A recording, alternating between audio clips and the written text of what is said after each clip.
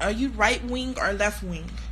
Um, my favorite wings are um honestly I really like buffalo wings. All right. So here talking with Max. He was actually just trying to help me learn how to navigate Reddit since I don't really fuck with Reddit ever. But we got on the topic of this authoritarian um, dilemma with Trump right now. And so what were we talking about? Well, it's an ongoing dilemma, but now it's kind of very not so opaque and very Right.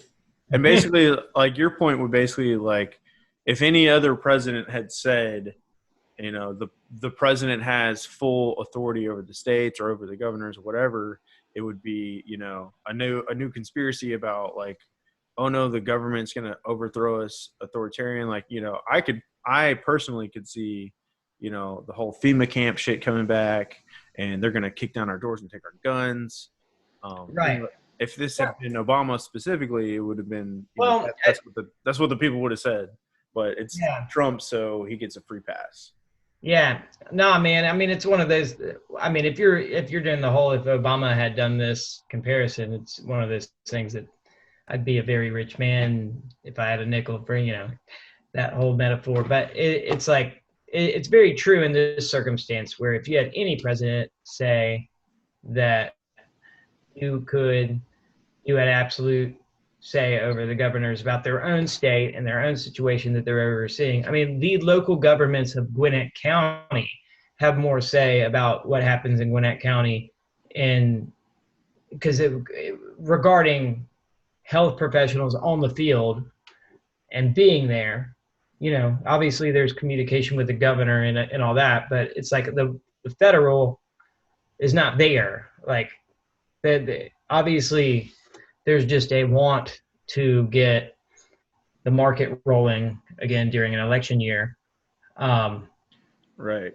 And it depends on like what's going on. Like I think people are getting this confused, like the national emergency, getting that confused with martial law. And it's not we're not there. Like we're not at martial law. yeah, there was a whole lot of that, like a month ago. I think you made a post saying about how, hey, there's been a thousand National Guard troops distributed in Georgia, but don't worry, I'm gonna go ahead and tell you, don't worry.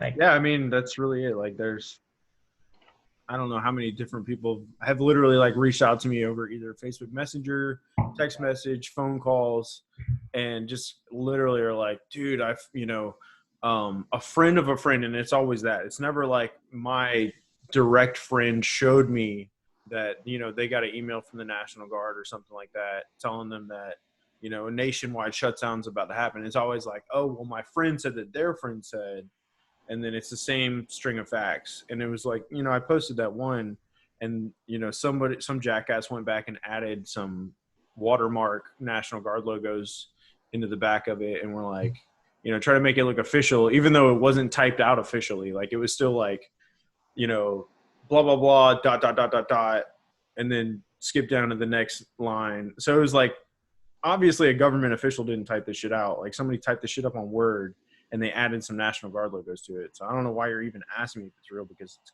right, yeah, not real. it's kind of like that time Trump like added the Sharpie to the hurricane map. Yeah. The hurricane drifting not towards Alabama, but all of a sudden Yeah. At this point, I've already like pissed off the Trump supporters because they're like, "Oh no, like first episode and he's already talking shit about Trump." But I yeah, mean, it's I just mean, I'm gonna be stepping on toes here, and I'm just gonna try to keep it real. I But mean, I'll to that I will say I understand that there is a reason why everybody thinks what they think, and I hope that they understand my reason for thinking what I think, or at least try to understand, not necessarily mine, but like other people's. If somebody goes and hates on somebody I appreciate, like Bernie Sanders, it's not like I'm going to get offended and throw my hands up. Like, I want to learn why let's have a conversation, you know? Right. Like, I mean, we could have a conversation right now about Yeah, that I don't like about Bernie Sanders. sure. And we've had that conversation multiple times. Yeah. Like, I mean, we really just talked about it a minute ago. I think that I align with him idealistically. Like, I think we have the same wants and desires for healthcare and for, education and stuff for everybody, but we don't have the same viewpoint of how to get there.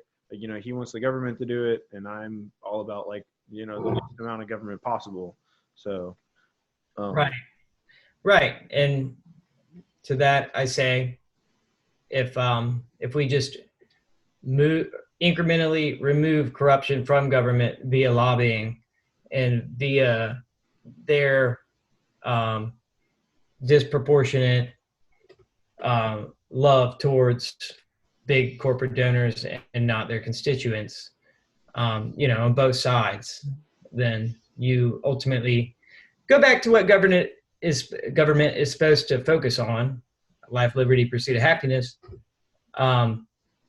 which I believe healthcare falls under the life umbrella there. Yeah, I feel like it does. The only thing that, like, the only question in my head is basically that your healthcare requires somebody's service, and there's a moral and ethical problem in my head with requiring somebody's services for free, I guess. Like, Yeah, no, it's a whole fuck ton of changes for us to accomplish something that works. But in 1965, when Medicare was first rolled out, it was highly regarded as a terrible policy, and now socialism. Right, and now it has a 93% approval. Yep, old people love it. The most popular government policy, and I mean, now we went from Medicare for all to, I guess Biden is lowering it 5 years to age 60 is his policy, which, I mean, it's another conversation of like what to do and how to do it. But ultimately, if we could do that, then there has to be other ways to make it so that if somebody loses the health lottery, that they are not bankrupt as a human being. And I mean, I think we all know people that go through that. Me and you are healthy, but at the same time, it extends past the lottery thing, even to things like having children, us being the only country in the world that does not guarantee, or in first world country, I guess, developed country in the world that does not guarantee marital leave, Right. maternal leave, sorry. Russia gives like 2 years. That I mean, is something that Trump has talked about doing, though, right? Yeah, I believe it's one of those things, though. It's like he'll say, what I observe Trump doing a lot is saying, well, I don't see the problem with that.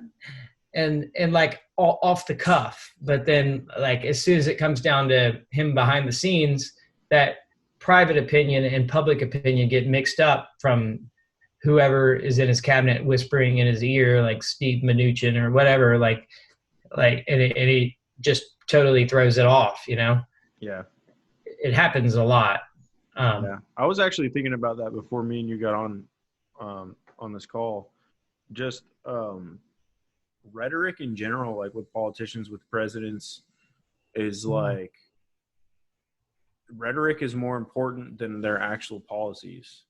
And the reason that I got onto that like line of thought was just thinking about like the whole, left wing versus right wing, two wings of the same bird kind of thing.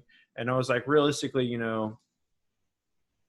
Donald Trump is doing a lot of things that technically the Democrats like, such as like, supporting this stimulus check, such as enforcing stricter gun laws, stuff like that. And then also Obama, people were like, oh, he wants to open the borders and he's a Muslim and whatever stupid bullshit that he wanted to say. Realistically, he deported more illegal immigrants than any people should like Obama for that. Yeah, it's like the camps at the border started under Obama. He bombed fucking like 7 or 9 different Muslim, majority Muslim countries. And it's just like, the point of me saying all this is just that, like, they might say that they feel a certain way, but once they get into office, their policies don't really reflect it. But that doesn't matter at the end of the day. I've talked to people that are liberal, even people in my family that are like, I don't care what they do in office. I care what their rhetoric is. And I'm like, to me, that's just like mind boggling. Like Joe Biden's a perfect example of that. He can talk all day about like, trying to say that him and Obama had a good immigration policy and a good foreign policy and all this shit. But at the end of the day, they're the ones that had these camps at the borders. They're the ones that were bombing Muslim countries. Well, there's really 2 things that I take away from that. One is that there is like the opposite side's perspective of that particular politician. Like, the Republicans look at Obama as, the more extreme ones looked at him as a Muslim specifically, as if that's a bad thing, which I don't think that it is a bad thing. I respect all religions, but right. Unlike Ben Carson, who one of the most vocal people to say a Muslim cannot be president in 2016. Yeah, that's ridiculous. And a lot of people are going to disagree with me on that. They think that America is a Christian country and it should always be, but they don't understand what America is. Well, like read the First Amendment. Let's whatever. Anyways, but yeah, exactly. Okay, go ahead. Freedom of religion. I don't know. I feel like it was important. They included it in the very First Amendment. So, right. But anyways, yeah. So it's like you have whatever the opposite side's perspective of you is, which for Obama, it was that he's like an immigrant loving Muslim, terrorist, whatever the fuck you want to call him. But realistically, he was deporting a bunch of illegal immigrants. He was bombing a bunch of Muslim countries and stuff like that. So you have like what he said when he came into office and the perspective of what the opposite side thinks of him as like this, guy that's going to be a gun grabber and he's going to steal all the guns. But realistically, he got into office and he did a lot of things that your opposite side actually appreciates. Right. Yeah, I'd be curious to see what the NR rating for Obama or NRA rating for Obama was. Like, just because terrible, it had to be terrible. And and that's what I was getting back to. It's all about rhetoric. So he personally, it's very obvious to see that he's very pro gun control. He said it multiple times. Like he definitely was a fan of gun control, but he didn't step over the line with executive overreach and force it.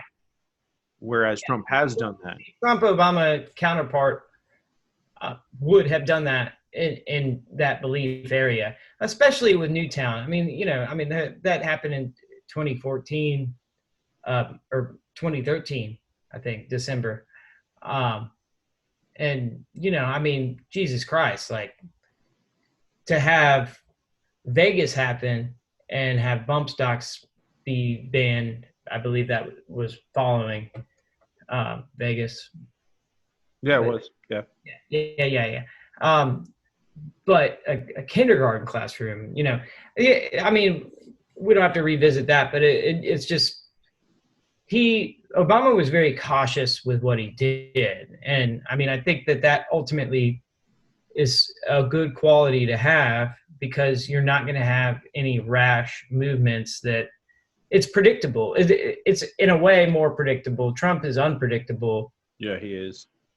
And Trump is unpredictable by his own damn cabinet. There's many instances of that. Yeah. It's not a good quality of a leader. Yeah. But anyways, yeah, I mean, really, the point of all that was just to say that it seems to me like they really do, for some part at least, end up being like two wings of the same bird, and it's just mind-boggling to me in general how rhetoric is more important than actual policy, because yeah, I mean, for the reasons that I already stated, like by all of the stuff that Obama did, the Republicans should have loved him. I feel like, Yeah. you No, know, he absolutely. didn't say things that they liked, but he did things that they applaud very Yeah. strongly. And he, personally, just to make it clear, Obama did a lot of things I don't like. And like, I got very close to not voting for him in 2012.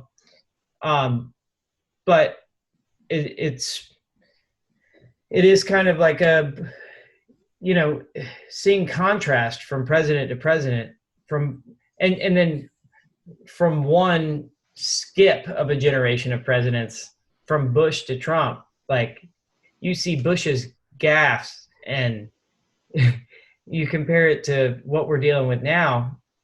I mean, in my opinion, Bush looks like a saint. And Yeah, and I've seen a lot of people say that too. People are like, "Man, can we just have Bush back?" it's a popular opinion, Yeah, whether people like it or not.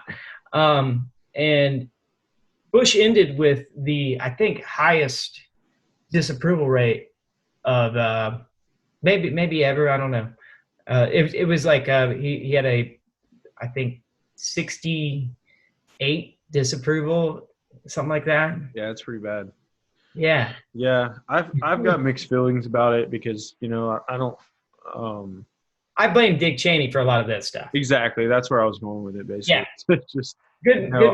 I don't think that he necessarily did anything wrong. I feel like the people that he trusted to give him the information that he needed to make the right decisions definitely led him astray. And that's like, a lot of people might say that that's a cop out, but as the president, like, you're not an all knowing being. Like, you don't have all the information to make those decisions. Like, you have to depend on other people to give you the right information.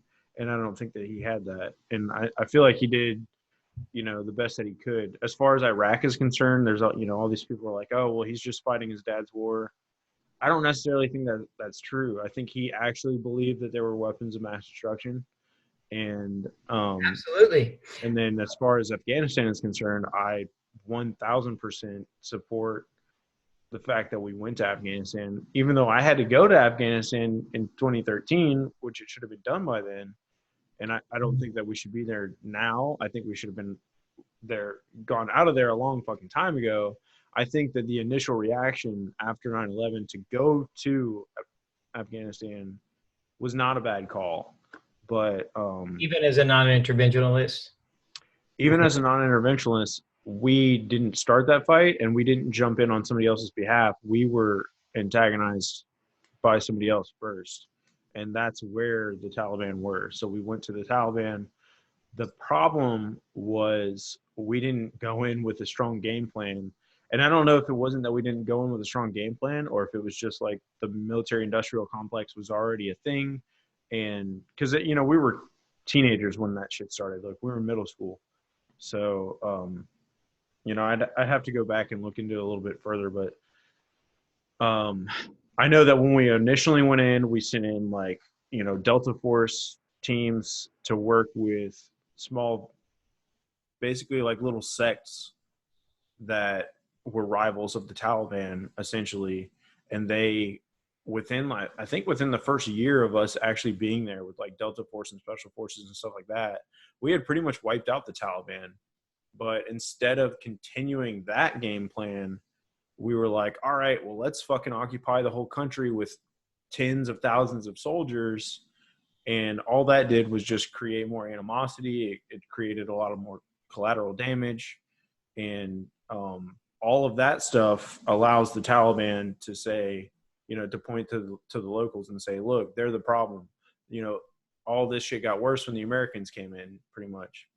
Whereas like our initial game plan was was working, and we didn't have a big presence there. Like they didn't even really know we were there, other than the small sects that we were working with. So they couldn't be like, oh yeah, look, the Americans moved into that old Russian army base, and now all of a sudden there's road bombs everywhere.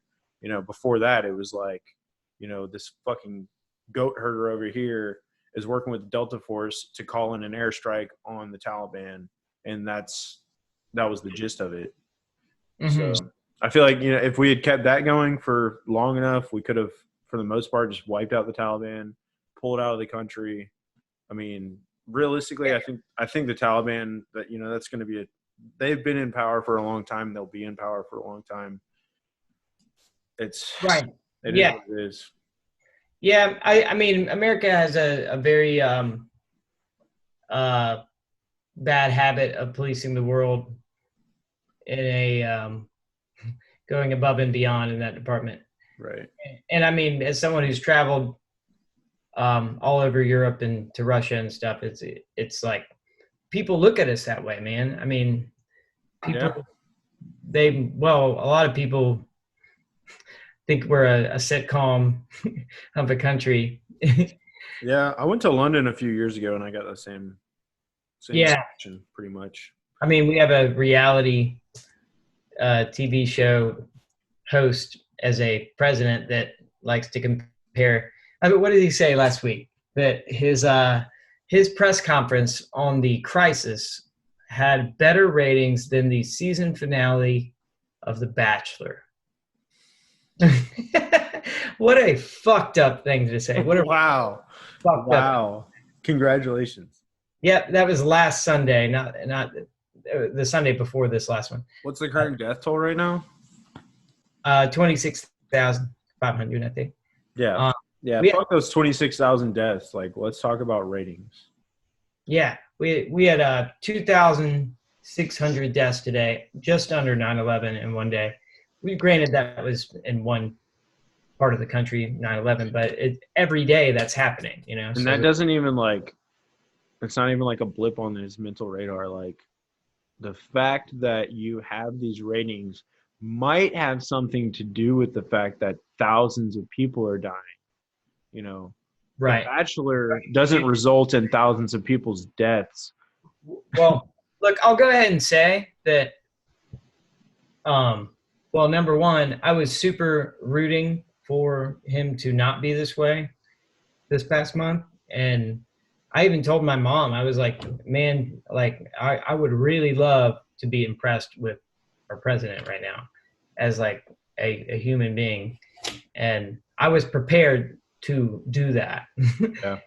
It's not like I'm like that stubborn in my belief. I hope other people are that way too. I think that, like, in crisis mode, like say with Obama and the hurricanes and Chris Christie, for example, I think his 2015 year, there was that bad hurricane in New Jersey, and like Chris Christie was like, Obama's done an awesome job, you know, and everybody was like, what the fuck, man? What are How dare you? You fat fuck. You. Right. And it's like, I'm prepared for that. But unfortunately, like, we just had on Monday, like, Trump used his staff, like tax-paid White House staff hours, to make basically a campaign video to respond to the New York Times reporting on his flaws in response that were very concrete in its reporting by the failed New York Times fake news. And like, he made a campaign video, like, to show at a press conference during a crisis. He tricked the news into showing his fucking like own self-promotion. And you know, this is where the F-bombs start rolling, because it's like, it's not, I don't see a way to defend it, man. I mean, I just don't. And I think, like, a lot of times I'm willing to say that Trump is funny, and he's a troll for sure. Yeah, I'll give him that. I mean, he's an entertainer. He's a marketer. He's a troll. He does not belong in that seat, though. I mean, it's the only reason I'm worried right now. I'd be much more optimistic if it was anyone else. Even Mike Pence, you know. I'm all about Mike Pence. That's a strong. I don't know. It is a strong thing to say, but I think that competence, whether there be malice and mischievousness around the competence, I still think competence is a number one top-notch quality that you want for somebody. Is he competent though? I mean, he thinks that you can electrocute gays into not being gay anymore. I think that he is intelligent and has been indoctrinated his whole life.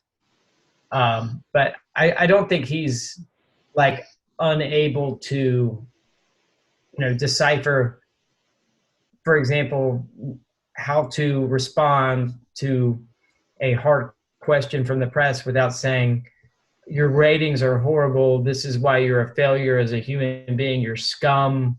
All the things he said to reporters. Yeah. When he's unable to have a human response.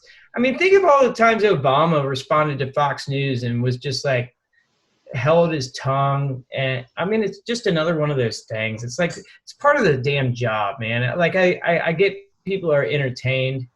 It's one thing to call out some maliciousness, but to do it as like a number one cookie cutter response to any hard question, it's weak and it's, I mean, it's childish, man. I wish I could fucking imitate him. I really, really wish I could.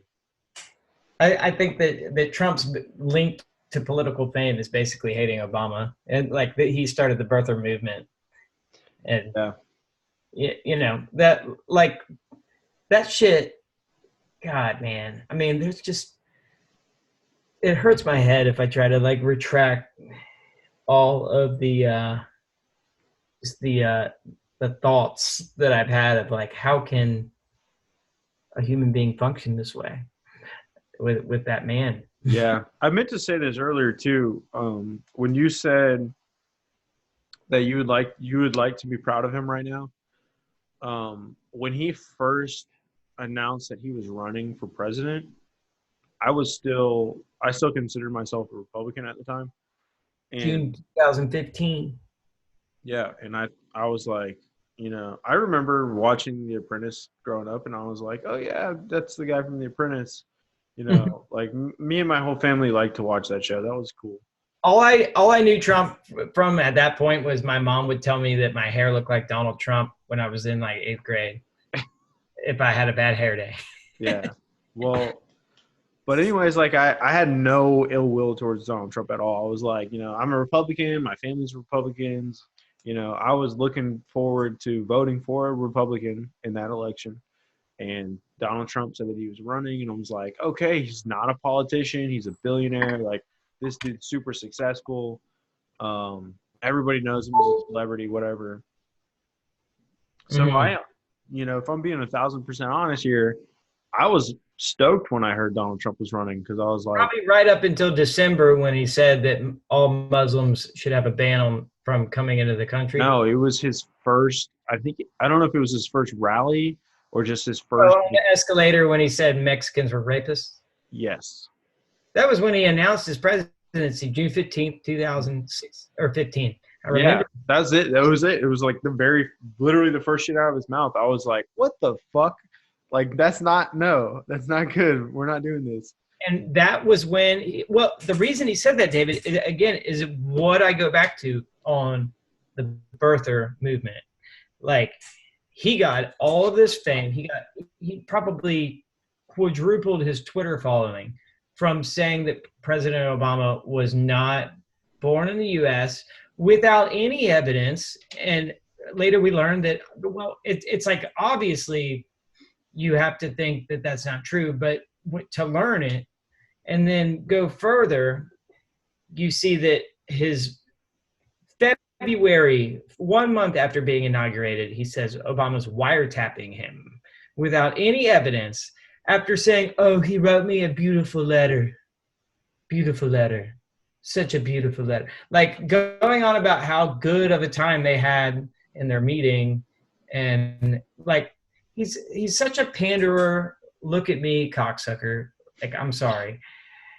It's just, he is forever the host of The Apprentice, and I feel bad that people don't see through his performing. I mean, certainly people who work with him do, that are of his mind, as like of his politics, which we don't even know what the fuck he thinks, because whenever he's given private moments to say, you know, oh, I think it'd be a good idea to give everybody $1,000 a month, or, you know, like if you catch him off the cuff, we don't know what he thinks. And that is the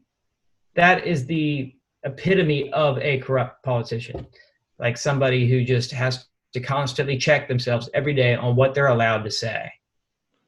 Yeah. I don't know. I feel like he's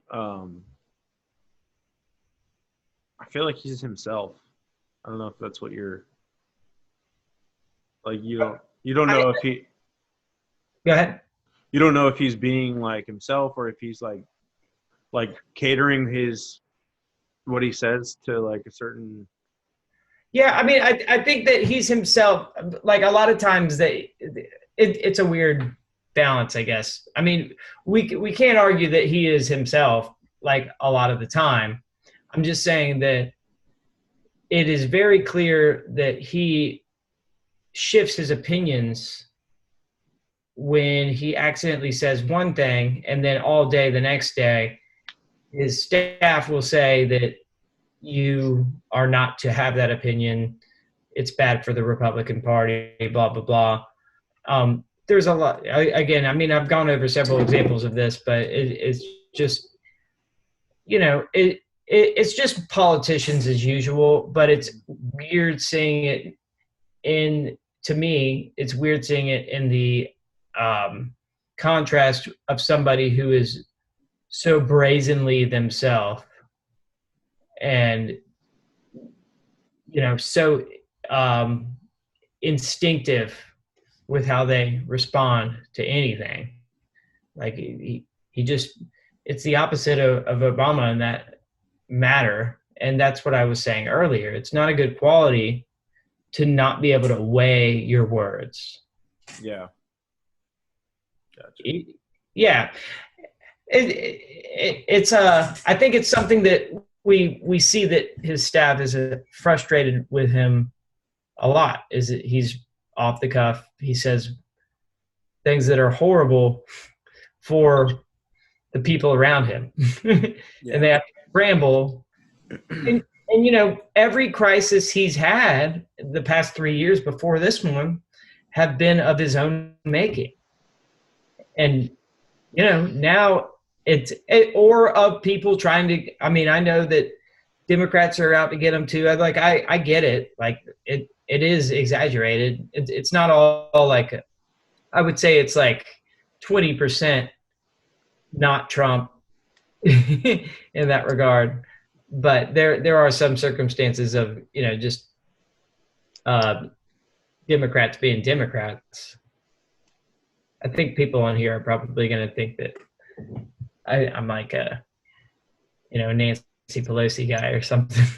Yeah, I was just thinking like this whole pretty much like this entire time we've pretty much just been shitting on Trump. They're going to be like, oh, wow, this is going to be like a super liberal fucking podcast. They already think like that I'm like a fucking liberal. Well, you started out by saying that. I mean, and I meant it when I said that, you know, I'm fine with people seeing what I am, but I would hope that people understand that it's better for people willing to have a conversation about their honest thoughts than have a public opinion and a private opinion, and, you know, try to fit the mold. Right. I mean, everything will be smooth sailing if we can all just discuss things and learn from one another. And maybe learning from one another even means just me saying something and you going to fact check it, and you go learn about that thing. And even if I'm wrong, like, you still maybe, if you learn something, then that's cool. It's not you subscribing to an echo chamber of a news state, of a pundit. Right. I wish I had a Joe Rogan assistant just so I can be like, hey, can you pull that up? I know. Well, you could get one, Yeah. Try to. You could get Amy. Ask Andrea. She wants to start Google searching shit for me. Like, just sit off like away from the camera. Just be ready. Or you could ask Alexa to do it or something. Yeah. Oh, wow. That's funny. Give me something to ask Alexa. There's one right there. Say you want to hear Halcyon Way. Say you want to listen to Halcyon Way.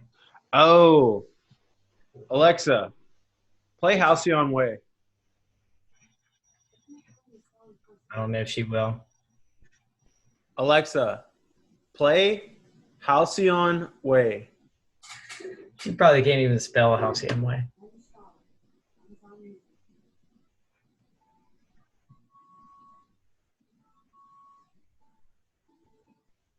Can you hear it? It's really quiet. Alexa, turn the volume up. Our music isn't quiet.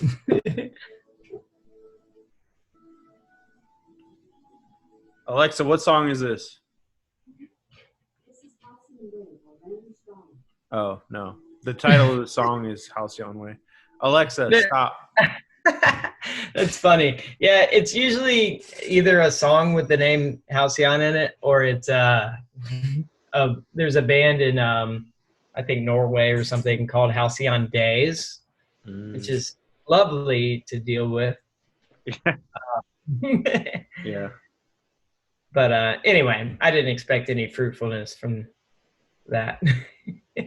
Yeah, that would have been pretty funny though. Well, it's 3 a.m., David. Yeah, I know. I'm about to go to bed, but let's talk about some podcast names real quick. You got any creative ideas? I'm probably gonna just throw up a poll on Facebook, but I might have told you already. If I want it to be like a political name, I'm thinking of something that has to do with like being moderate or whatever. So like right down the center or somewhere in the middle. Mm-hmm. Another one was like Malcolm in the middle. Yeah, there might be copyright issues with that. David in the middle. David in the middle. Yeah. Down the rabbit hole. Or I like that. Stirring the pot. Yeah. Yeah, because the U.S. is a melting pot, and you're stirring that shit. Yeah, I'm gonna stir that shit up. I'm gonna have all of the melts. Stirring the pot. Yeah. I wish pot was legal so I could be smoking the pot. Yeah, that would be awesome if it was legal so we could all smoke. Yeah. But yeah, if Bernie Sanders had been elected, that would have been a thing. I do believe that too, because for sure, 1,000%. A lot of people are like, well, everyone says that, but it's like, yeah, everyone gets fucking money from drug companies. Drug companies have given $4 billion into politics in the last 20 years. Yeah. That is why marijuana is now legal, and that is why we don't have better. Big tobacco and alcohol were fighting against, or they still are probably fighting against legalization. Yeah. I mean, dude, I read an article in Arizona about how there was like one monopoly company that feeds all of the prison inmates in all of Arizona that lobby a shit ton, like as much as the NRA in that state, to prevent marijuana from being legal in Arizona so that they can keep more people in jail to feed in Arizona. Like, I mean, it's just like you think about drug companies, but there's other companies too. Yeah, no, the prison, the military industrial complex is one thing. The prison industrial complex is a whole other terrible, fucked up. There's what do they call it? Like the school to prison pipeline or something like that. Mm-hmm. Basically, like low economic areas, Title I schools, basically, or they're counting on those kids to end up in the system, and you have free labor in the system. Also, people are just like, I'm trying to think, like obviously, the tags for your cars or whatever, like driver's license plates or whatever. Mm-hmm. Like that's one easy example, but I could probably look up some other shit. But yeah, there's a lot of free prison labor that people are using in privatized prisons, where they're like, oh yeah, well, we're gonna fucking make you do this work as your punishment for being a prisoner, and we're gonna sell it and make a bunch of profit off it. Yep. We're also making a profit off of you being a prisoner right now too, because we're gonna and shitty food. We have more people incarcerated than any other country, like 2.6. Yeah. Which million, I think. You can also thank Joe Biden for. I know. And Bill Clinton. I haven't said a word about that man this whole time. I know. Yeah, I know. That's what I'm saying, though. It's just like these people don't even know. Like, I don't know if they don't know. I think a lot of them actually don't know. I think a lot of people's only exposure to Joe Biden was the memes of him and Obama. Him and Obama. Yeah. The last 2 months. Well, no, not those. I'm talking about like I'm talking about like 2016. No. Obama. No. I meant the last 2 months of Obama's presidency. Oh, okay, yeah, exactly, yeah. No. I thought you were saying the last 2 months now. No, there's probably. I actually laughed at a Trump Jr. meme that he posted, saying that Obama was like Biden was like a web page or a web browser, and he has six tabs up at once, and can't figure out where the music's coming from. Nice. I mean, I fucking hate Trump Jr., but I can appreciate. No, that's so funny. It doesn't matter. It doesn't matter. That's the whole point of this entire thing is like you can hold an opinion, but still like. Yeah, and we can have another discussion about the merits of Biden versus Trump one day, and honestly, I don't even know if I want to talk about that because it makes me sad. I don't want to vote. Like you felt the same way the past two elections. You were like hailing the Gary Johnson. I mean, and I was too. I voted for Gary though. I have no problem voting for Gary. If Justin Amash, I don't know, is it Amash or Amish? I don't know how you say his last name, but I fucking love that guy. If he ran, if anyone runs except Biden, fucking Mark Cuban's talking about running. I'll vote for Mark Cuban. I don't give a shit. But look, I mean, I think it's a conversation on why it's it's one of those things. I just don't want to have a conversation about why I should vote for Biden over Trump or why I should vote for Trump over Biden. The DNC makes fools of us for making us have that conversation. But it's a conversation we have to have. And it's, hopefully there's other things that come up, but it's something you got to plan for. And, reality sucks right now, but pretty much everything in reality right now is something shitty you have to plan for. So this is another one of those things. Right. And, my opinion is basically that we will have a time in, maybe 2028 when you run for president, where we don't have to pick two evils because a generation is more aware through the internet and more reliant on issues being talked about than like things like nicknames, little Marco at Republican debates, and whatever the fuck happened at these Democratic debates. Like it's all just been it's another form of reality TV. Yeah. One thing I forgot to talk about, or I was trying to get to it and we like veered off at some point, was like at the very beginning of the recording was talking about changing the parties. And I was saying something about like I feel like the Democratic Party is splintering. Mm-hmm. I really honestly think that there's going to be a socialist party at some point. Well, and I certainly hope it's not called that. I hope it's called a either progressive party. I mean, it might be called progressives or democratic socialists or whatever. They probably will go with democratic socialism because that's what Bernie. Social democratic is what you said earlier, right? It's reverse. But yeah. Yeah, social democrats, but yeah, I don't think that they're going to go that route. I think they're going to go with democratic socialists because of Bernie. I don't think as much like in my naivete, I would agree with you maybe 6 months ago, but like seeing reality hit you in the face a bit, I don't think that that's going to happen. I think it's just more likely that it has to stay under the two umbrellas for a long time. And the best thing that can happen is that those shift in positive, sensitive directions. And I don't like even saying left or right, like because some things shift left and things have already shifted right a whole lot, in my opinion. I think. I also don't think it's just left and right, though. It's like It's not.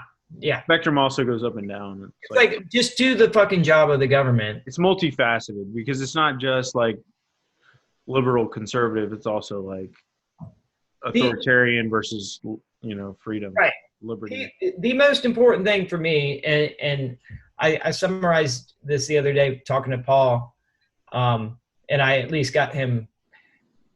He didn't really praise it, but he was like, there was a good point there.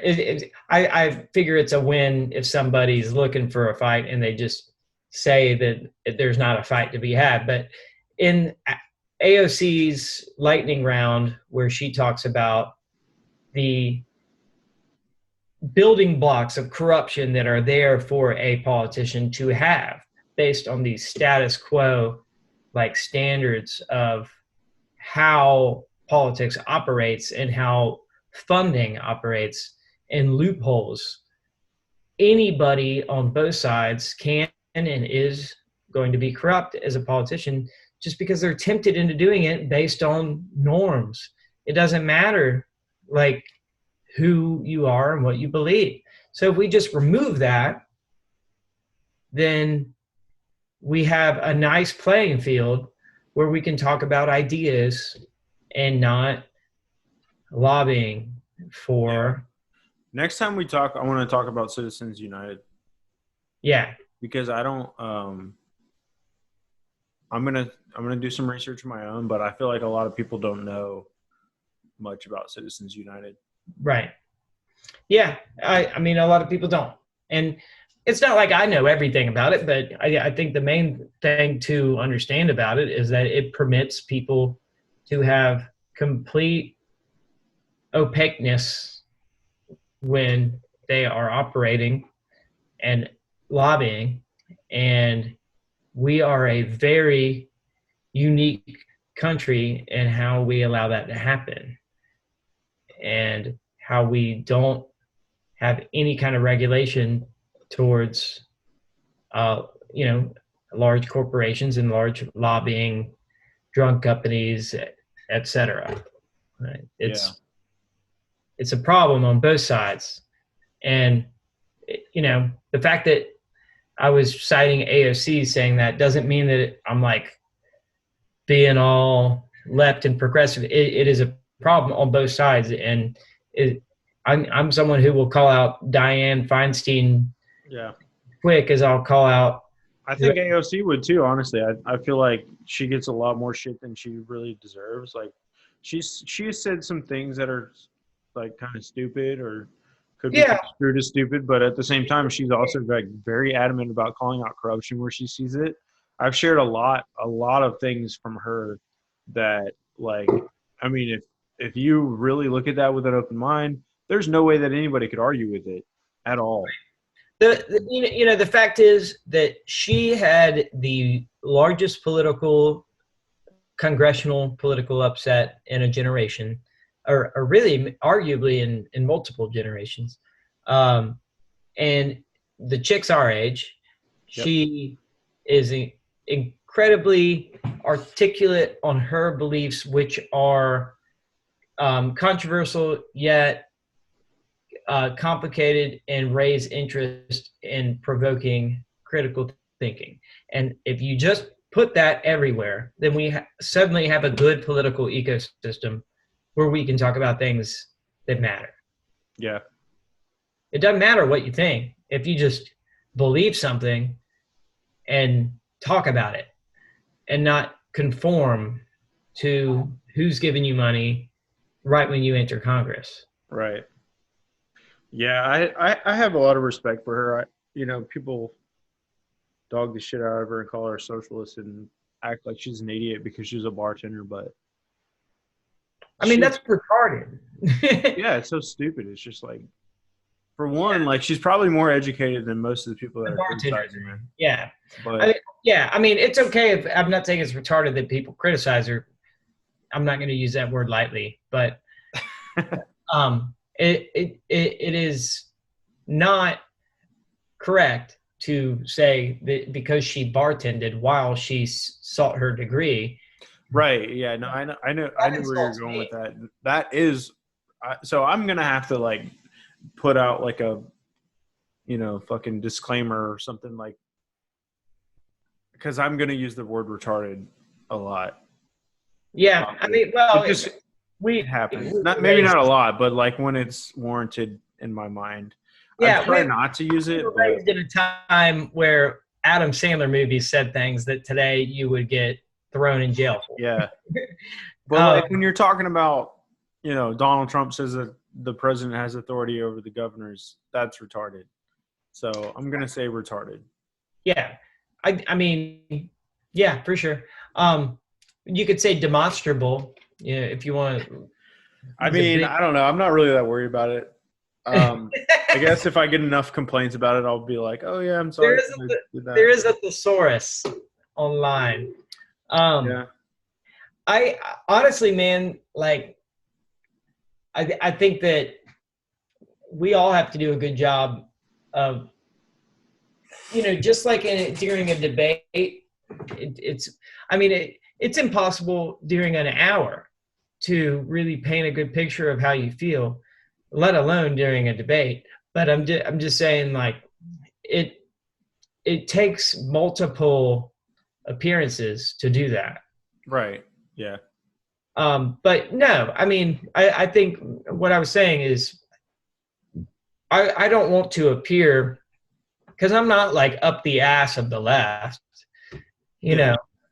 like I was just as willing to jump on Feinstein for that stock shit as I was the other three Republicans. They're all fucked.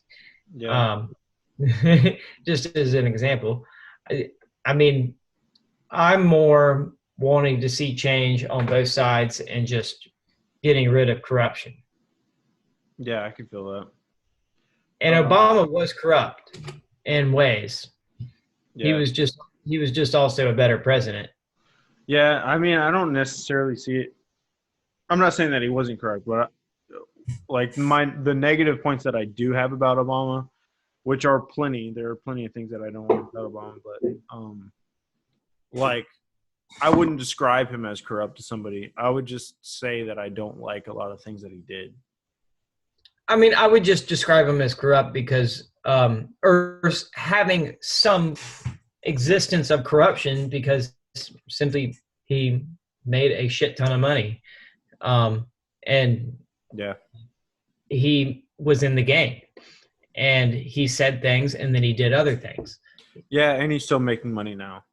Right. And Bernie is not in that same game. That is contrary to what other people think of him. Yeah. He could be in that game and shift his opinions around, but he's not. Obama, however, will create or enhance the Patriot Act and use drones and then say the opposite. And, take away rights of the internet and then say the opposite. It's just like getting in the game of who pays you. Right. And, the best person that there's other policies we can talk about by Andrew Yang that deal with that just don't allow that to happen if you were to implement them. I'm definitely going to have another conversation with you. I feel like we could just talk about all kinds of shit. I actually really like Andrew Yang. Yeah. Yeah. Well, I mean, go back and rewatch some of the Joe Rogan, Andrew Yang, and we'll have a conversation about that. Yeah. There's a lot. I like Yang. I like everybody knows I like Gabby, but yeah, or whatever, Tulsi Gabbard. Yeah. No, those 3, 4, Bernie, Warren, Yang, Gabbard, I would have been ecstatic about any of them being president. Yeah, Warren's another one, and that kind of surprised me because I definitely had like a blinder up on her about like the whole Native American thing. I was like, oh well, she's a fucking retard. Like, yeah, it's nuanced. Dumbass lady that fucking claimed to be Native American so that she could be a Harvard professor or whatever the hell she was. So I didn't even really give her any credibility to begin with. But then from the like 3 or 4 debates that I did watch, I liked her more than I liked Bernie, Biden. I still Tulsi was my favorite. Yang, I like Yang, but I don't know if I could see him as president. I wanted to like Mayor Pete, but we can talk more about that, man, because I think I've come close many times to putting Yang before Bernie, and only because of him being one, younger, but two, just not a dinosaur in Congress. Yeah. And I do criticize that while thinking of Bernie as one of those, but he's a good one. So, yeah, it's one of those things. I hope that when we're older that there are congressional term limits. For sure. I hope that's within the next fucking, I don't even know. Decade. Before the 2024 election, for sure. Yeah. I hope a great many things, but right now I hope that we just have an election and it's fair and it's not infested with Russians and having, preventing mail-in voting, which Donald Trump did himself.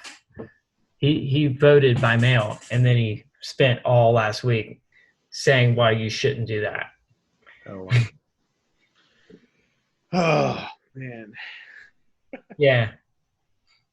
Yeah, fuck that guy, dude. Fucking, putting his name on the checks. That's stupid. Me? That's the most narcissistic bullshit I've ever heard in my fucking life. Right? Like that shit, it's not like this shit came out of your fucking wallet. This is my tax money.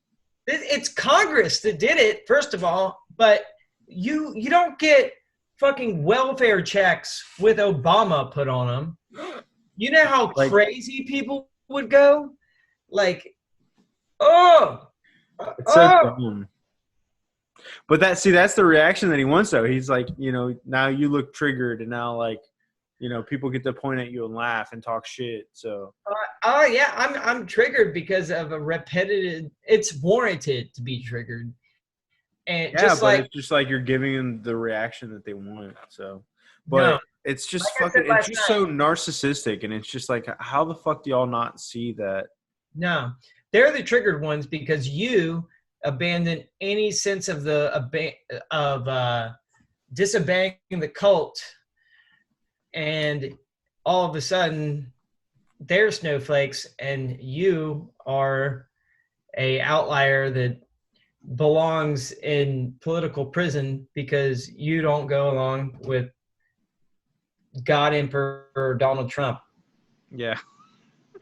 Yeah. It's usually the people that say snowflake the most that are really the most triggered. No, it's all projection, dude. It's all fucking projection. Yeah. 100%. And I really am not triggered. I'm kidding when I do this, but I got you.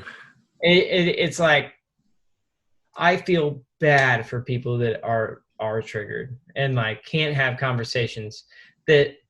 And look, I catch myself. I deleted a comment I made on Facebook last night. Like I woke up in the middle of the night and it was like, that was dumb. And I went and deleted it before anyone saw it.